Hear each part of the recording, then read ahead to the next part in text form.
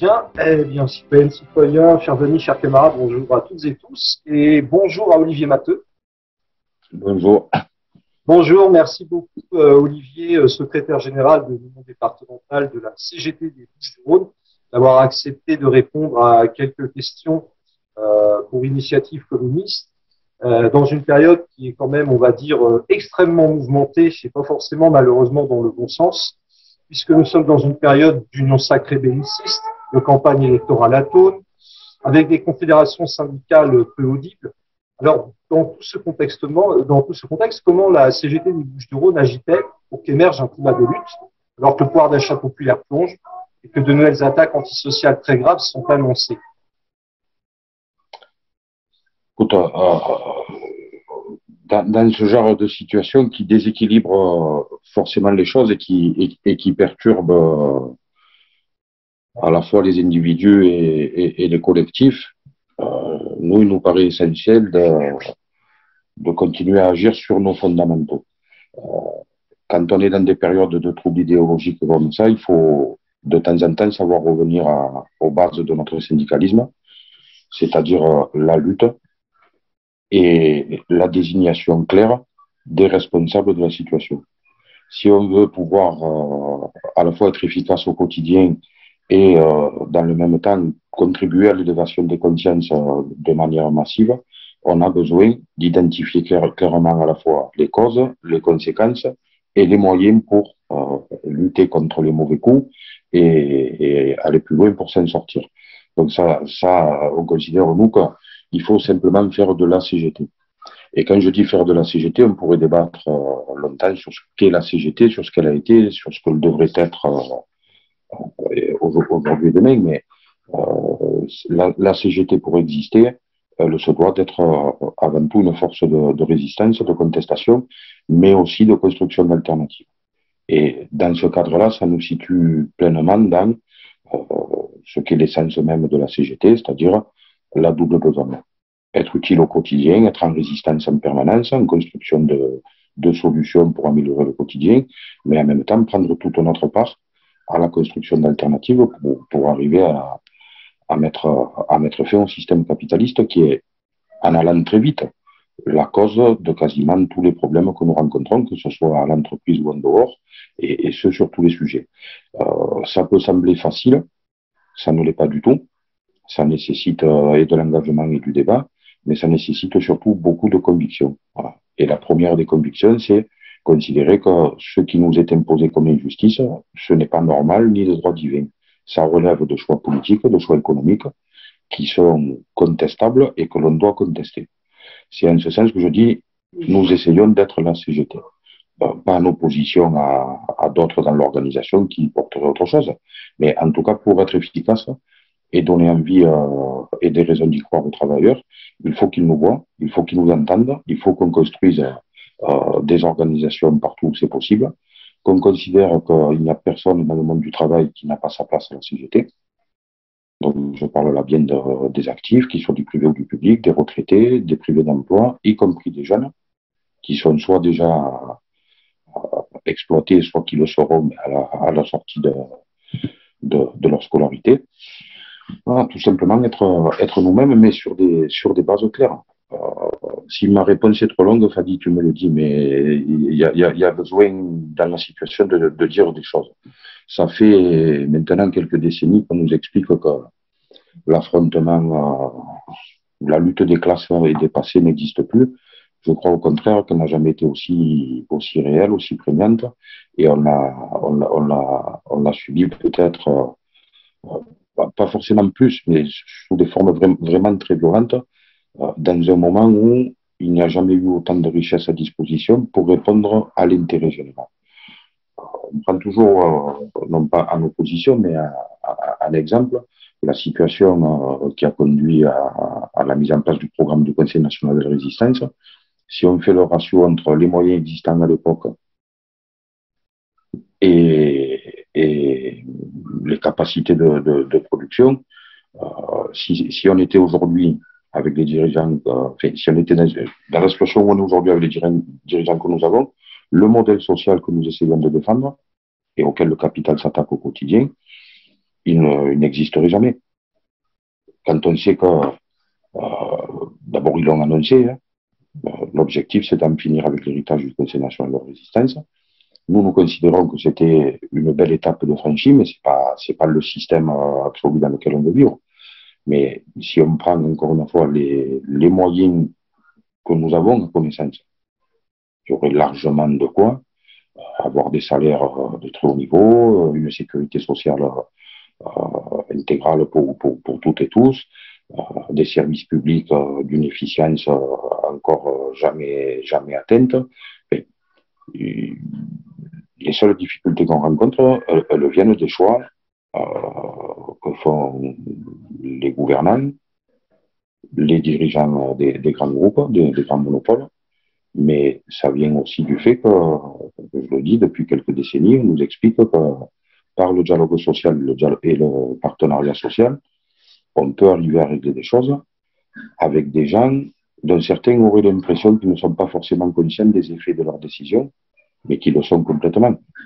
Et à ce titre-là, les stratégies qui sont à l'œuvre depuis, je le dis, au moins 20 ans, de syndicalisme rassemblé, de partenariat social, je ne veux pas dire de collaboration parce que c'est pas juste, mais qui malheureusement nous ont conduit à des stratégies qui relèvent aujourd'hui plus de l'accompagnement que du réformisme même. Et ça déséquilibre tout. Ça n'aide pas les nôtres. Et quand je dis les nôtres, c'est le camp des travailleurs, tel que je l'ai défini tout à l'heure. De l'ingénieur à l'ouvrier, du privé d'emploi au retraité. Ça, c'est le camp des travailleurs. Ça, les concepts qui ont été menés jusqu'à même, et qui sont malheureusement encore à l'œuvre, n'aident pas à la prise de conscience à la fois de la nature des attaques et des solutions qui existent et qui sont à faire vivre pour, dans un premier temps, les arrêter. Parce que quand on est face à un rouleau compresseur de cette nature-là, la première des choses à faire, c'est y mettre un coup d'arrêt. Et dans le même mouvement, pas après, mais dans le même mouvement, travailler à la construction d'une société débarrassée de l'exploitation capitaliste. Et je dis bien en même temps, parce que pour conforter les revendications du quotidien, on a besoin de pousser, y compris jusqu'à l'utopie. Quand on se met nous-mêmes des limites, des barrières dans la revendication, on se prive de moyens de crédibiliser les revendications du quotidien. Et ça, c'est un jeu très, très pervers de la part de certains dirigeants des organisations syndicales. À vouloir paraître très réaliste, ils donnent à penser que la seule organisation de la société possible, c'est celle du capital. Et c'est en ce sens que je dis qu'on a globalement glissé vers un syndicalisme d'accompagnement. Et ce syndicalisme-là, y compris pour ce qui relève de la CGT, il vient perturber les équilibres historiques qu'ont fait la CGT. C'est-à-dire, en gros, les courants révolutionnaires, les courants réformistes qui, dans bien des moments de l'histoire, ont trouvé des choses à faire ensemble. Et qui ont conduit à ce que le débat soit mené en permanence dans l'organisation. Je ne suis pas en train de dire qu'à l'époque tout était parfait, qu'il n'y a pas eu d'erreur de fait, mais quand on fait vivre des conceptions différentes, mais qui ne remettent pas forcément en cause l'objectif, ça permet d'élever le niveau. Ça permet d'élever le niveau du débat, le niveau de conscience globale, et des dirigeants, et des militants, des adhérents, et donc des travailleurs. Quand on bascule dans ce genre de syndicalisme d'accompagnement, forcément, il faut empêcher, enterrer toute confrontation idéologique à l'intérieur de l'organisation. Et ça contribue à vivre ce qu'on vit là aujourd'hui, c'est-à-dire une espèce de paralysie, d'atonie, ça se dit, globale. Et ça n'aide pas du tout à élever le niveau du débat et donc le niveau de conscience qui est essentiel pour à la fois la compréhension des choses et la construction du mouvement social qu'il nous faudrait pour arriver à gagner. Et je pense que dans la période, l'urgence, elle est concrètement de redonner la main aux syndicats qui sont les propriétaires de la CGT, parce qu'eux continuent à se battre, à apporter les valeurs fondatrices de la CGT au quotidien. Bien sûr que les pratiques que j'ai rappelées il y a quelques minutes, elles ont induit dans les têtes que les réunions avec le patron, ça devait être prioritaire sur beaucoup d'autres choses. Mais quand le niveau d'affrontement atteint le point exigé, les syndicats, pour l'essentiel, ont le bon réflexe et partent au combat avec les travailleurs. Et les travailleurs savent reconnaître la CGT à ce moment-là. On est donc dans un moment où, pour être à la hauteur des enjeux, il nous faut à la fois poser tous les éléments du contexte, tous les éléments du débat qu'il nous faut avoir, mais redonner la main aux syndicats pour qu'ils prennent en conscience les décisions nécessaires à ce que la CGT soit l'outil concret et utile pour les travailleurs, à la fois, je le dis, dans la défense de leur intérêt au quotidien, mais y compris dans ce que nous avons à construire pour mettre fin au système capitaliste. Et ça je pense que dans la période, ça passe par redonner la main aux syndicats. Voilà, Eh bien, bah, écoute, je te remercie beaucoup pour cette réponse qui est à la fois très complète et qui en plus permet d'enchaîner sur la deuxième question parce que, comme tu le dis, redonner la main aux syndicats, au combat de classe, c'est d'abord, effectivement, ça se retrouve à certains moments. Par exemple, il y a 9 jours, il y avait une belle manifestation à Paris à l'initiative de la Fédération des cheminots, avec des cheminots qui quittent la France, plusieurs milliers de camarades travailleurs de la CGT étaient présents.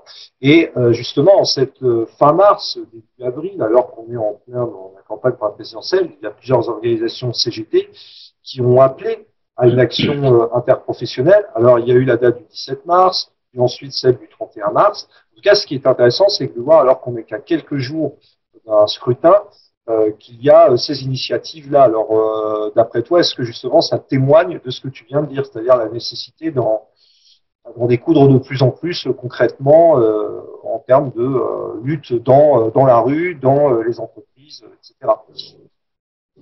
Il faut partir d'un principe, et la lutte des classes, c'est un fait. Et il ne suffit pas de la nier pour que le cesse. Partant de là, parce que ceux d'en face n'ont jamais renoncé à la mener, ça place les organisations de la CGT, toutes, face à leurs responsabilités. On est en énorme difficulté depuis maintenant plusieurs années pour construire des mobilisations à la hauteur des enjeux qui passent forcément par la mise en commun à la fois des contenus revendicatifs et des stratégies. Le capital a organisé les choses en France, mais dans quasiment tous les pays où il opère, de sorte à ce que pratiquement plus aucune profession peut dire moi je vais m'en sortir tout seul. Dans le même temps, il alterne les attaques. Il vise jamais forcément tout le monde en même temps, en dehors des réformes des retraites ou des choses qui, de manière évidente, concernent d'emblée tout le monde. Mais il sait cibler, il sait choisir ce moment. La réalité, c'est que nous sommes en face d'une attaque globale. Et ce qu'il faut travailler, c'est la riposte générale du monde du travail. Si on attend que chaque profession soit à terre ou au bon niveau pour décider d'aller ensemble sur ce qui fait le commun dans la CGT. Je parle en termes revendicatifs. Mais en prenant quand même comme visée de faire en sorte que ce qui fait le commun dans la CGT ne signifie pas la négation ou la mise de côté des intérêts, des revendications professionnelles. Au contraire, y aller sur un cahier revendicatif commun, ça doit forcément être le prolongement de l'ensemble des revendications portées par toutes les professions, pour faire en sorte qu'à la fois, chacun se batte à la fois pour soi, mais y compris contribue à l'élévation globale avec tous les autres du rapport de force. Ça passe donc par travailler les convergences d'intérêts les convergences revendicatives, en prenant encore une fois appui sur le modèle d'exploitation à l'œuvre actuellement. Si tout le monde est bien séparé, et si on y regarde un peu, la quasi-totalité des activités sont interdépendantes. Et comme ça, qu'on soit là du public ou du privé. Une fois qu'on a constaté ça, il faut donc travailler sur les aspects revendicatifs de sorte à ce que chacun se sente pris en compte et copropriétaire de la revendication commune. Mais il faut aussi regarder la stratégie. On sait très bien que ce n'est pas parce que nous avons raison que nous gagnons. Ça doit s'accompagner d'une stratégie qui ne part pas en permanence du constat qu'on est trop faible dans trop d'endroits pour décider de l'ensemble, mais bien une stratégie qui s'appuie sur les forces qui nous restent. Et elles ne sont pas négligeables. Nous avons encore une CGT sérieusement implantée dans un certain nombre d'activités qui sont structurantes de l'économie. Et je redis bien dans le public comme dans le privé. Et une fois qu'on a identifié ces secteurs-là, il faut regarder comment on part au combat sans s'épuiser. Il n'y a rien qui nous empêche d'être intelligent dans la stratégie de lutte. Si on prend le combat des cheminots, je crois, en 2018 ou 2019, 3 jours, 2 jours, c'est la panique que ça a mis chez les patrons. Car avec cette stratégie-là, et pour la faible part qu'il reste de fret ferroviaire dans le pays, eh bien, malgré ça, ça a mis en tension tout un tas de secteurs d'activité, que ce soit du commerce et de l'industrie. Si à ce moment-là, et je ne dis pas ça avec pour être nostalgique ou vivre plus que des regrets, mais si on prend cette stratégie-là, qu'on y avait codé par adhésion, hein, bien entendu, une stratégie interprofessionnelle qui aurait consisté à faire que, en complément des jours où il n'y avait pas de train, tel jour il n'y avait pas de bateau, tel jour pas de camion, tel jour pas de production dans tel secteur, tel jour des grèves, et je dis bien des grèves, hein, des grèves dans les plateformes logistiques, par exemple le vendredi, pour faire en sorte que les rayons soient moins bien approvisionnés le samedi et le dimanche pour les magasins qui ouvrent le samedi et le dimanche. Si on avait fait en sorte qu'il y a à peu près, pour être efficace, deux professions qu'il faut mettre en grève reconductible. Mais ça touche à la nature de leur métier. C'est les raffineurs de pétrole et les agents et les salariés de collecte et de traitement des déchets. Cela, il faut les mettre en grève reconductible et organiser la solidarité de sorte à ce qu'ils puissent tenir le temps qu'il y a besoin de tenir pour faire céder le plan d'en face. De cette façon-là, ça permet de sortir y compris du débat dégueulasse qui consisterait à dire oui, il y en a qui peuvent faire grève et d'autres non. C'est-à-dire qu'à partir de ce socle-là, de secteur en lutte, on s'en sert pour donner envie et créer la dynamique de sorte à ce que tous les autres regardent de quelle manière ils peuvent aider et voient ce qu'ils peuvent mettre dans le panier. Ça peut passer par de la grève du 24 heures carré, à du reconductible, à des 2 heures de débrayage, des 1 heure. Il y a des secteurs où effectivement, notamment dans la fonction publique d'État, si tu fais 1 heure de la journée, il faut regarder comment dans le même mois, ils prennent leur part, 3, 4 journées, 5 journées, en fonction de... Mais que chacun sente qu'il n'est pas là en soutien de l'autre, ou uniquement en soutien de l'autre, mais bien en convergence pour des objectifs communs et appuyer sur une stratégie interprofessionnelle et confédéralisée. Ne pas travailler de cette façon-là, c'est pratiquement faire ce que certains nous reprochent, c'est-à-dire des appels incantatoires à la grève générale, à la généralisation des grèves. La grève générale, on sait tous que La CGT a besoin de créer un certain nombre de conditions avec d'autres. Hein. On n'empêche pas les autres organisations syndicales de prendre leur part, mais c'est les travailleurs qui décideront s'il y a grève générale ou pas. D'ailleurs, quand il y a un appel interco à 24 heures, c'est un appel à la grève générale puisqu'il concerne l'ensemble des secteurs.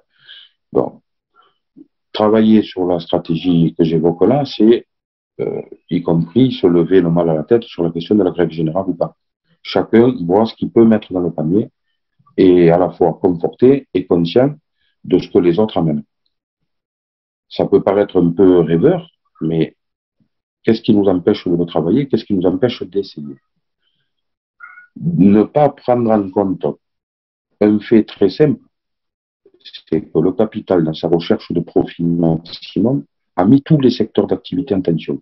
Il n'y a plus de stock, ni amont, ni aval. Nulle part, dans aucun secteur. Aujourd'hui, un certain nombre d'activités industrielles ou en tout cas privées sont dépendantes de décisions prises par les services publics. J'évoque ça parce qu'on a eu parfois des discussions avec des camarades qui nous disaient du public, oui, mais moi je suis dans un bureau, quand je fais grève, à quoi ça sert? Ou je suis aide maternelle dans une crèche, quand je fais grève, à quoi ça sert? Ben, si tu fais 2 heures de grève à la prise de service dans une crèche, pendant 2 heures, les parents de l'enfant, au moins un des deux, ne peut pas aller au travail parce qu'il faut qu'il s'occupe de l'enfant. Et non seulement tu as mis 2 heures dans le rapport de force, toi en tant que salarié, mais tu as fait en sorte que ces 2 heures le soient multipliées au moins par deux, puisque un autre ou une autre salariée ne peut pas être à son poste de travail parce que tu es en œuvre. Ça, c'est pas de la nuisance, c'est les conséquences d'une situation voulue, travaillée, mais avant tout provoquée par des attaques de ceux qui nous dirigent. Mais l'aborder comme ça permet de situer chacun dans ce qu'il a apporté dans le rapport de force. Quand un service d'une collectivité, par exemple le service des marchés publics, décale de 24, 48, 72 heures les décisions d'attribution de tel, eh bien c'est autant de temps où le capital n'a pas profité de ces sommes-là. Alors c'est sûr que pris individuellement, ça peut sembler pas grand-chose, mais pris sur la masse de ceux qui s'engagent dans le mouvement, c'est autant de graines de sable mis dans la machine capitaliste. Et parce qu'ils ont tout organisé de sorte à ce que, je le redis, il n'y ait de stock nulle part, tout est à flux tendu, à un moment donné, la machine le grippera. Et comme nous avons en face de nous, quoi qu'on en pense, des gens intelligents,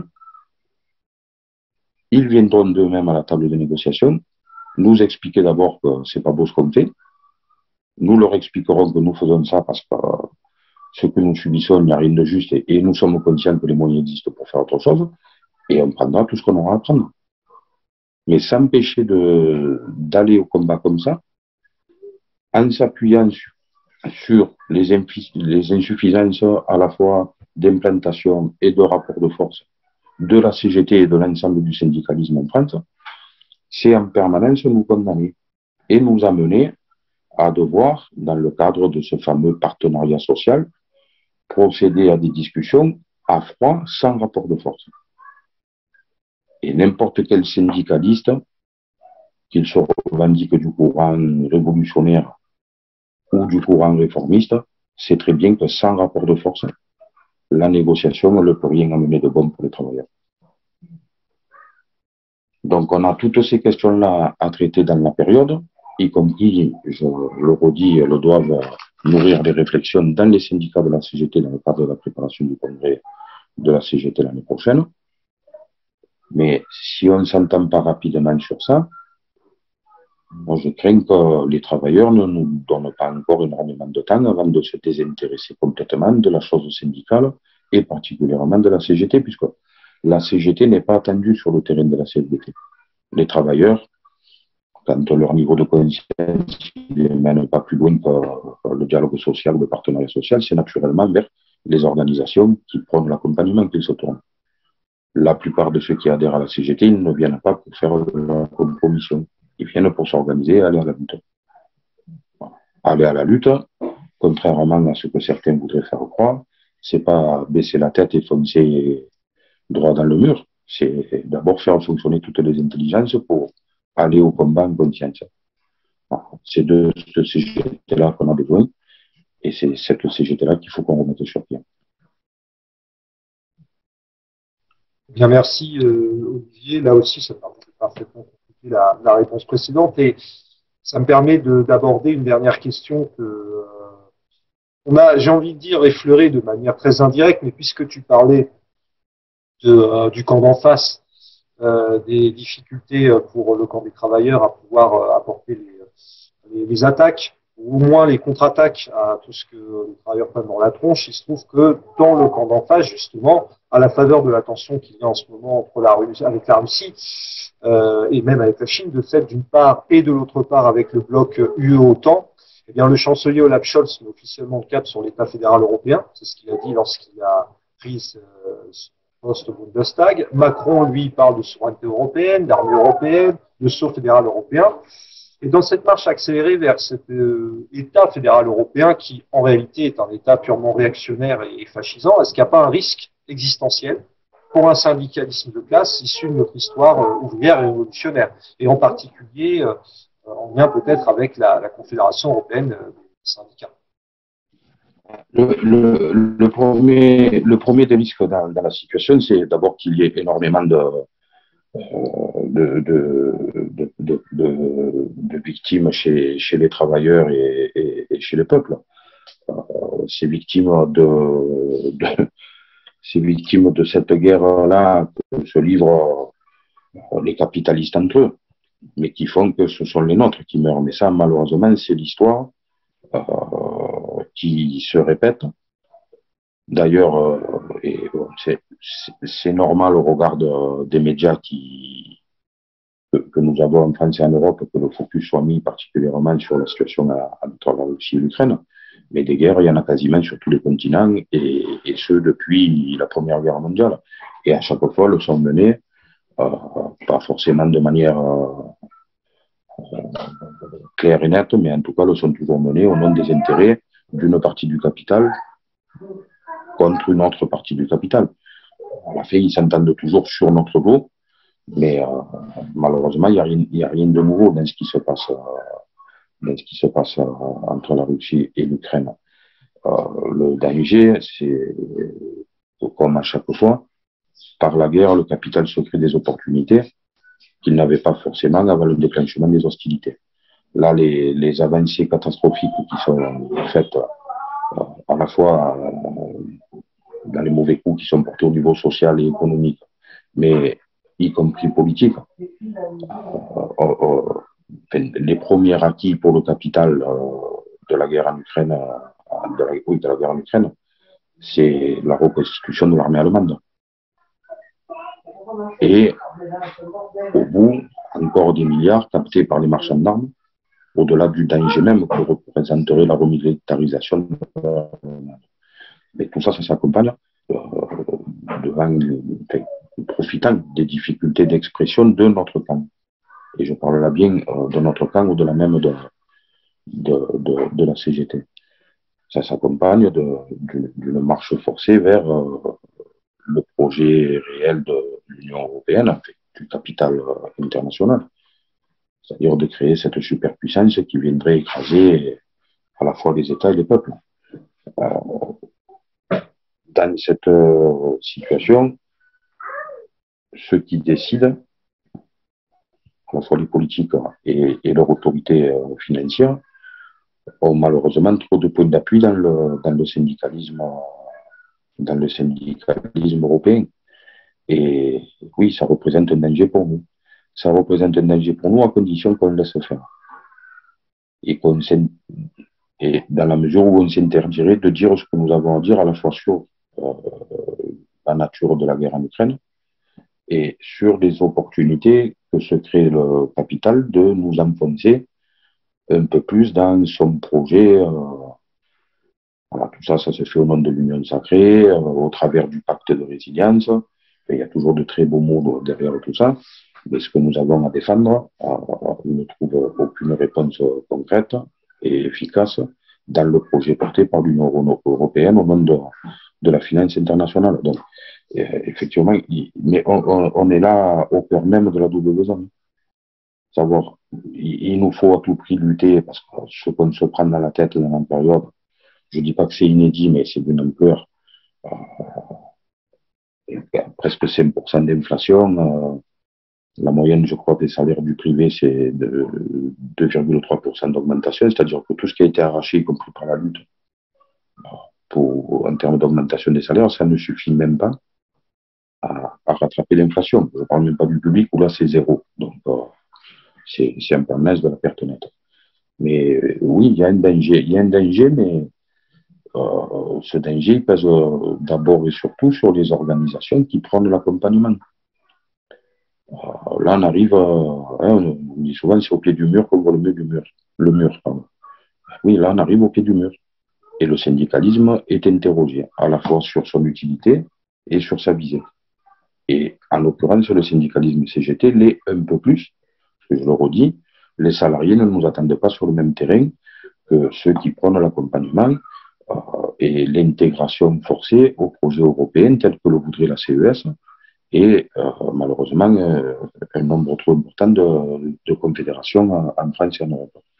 Mais comment je peux dire, je ne veux pas banaliser la situation, mais on est dans l'affrontement de classe ordinaire, c'est le rythme qui change. Je reviens à ce que je disais il y a maintenant un long moment. La seule solution pour nous, c'est d'être la CGT.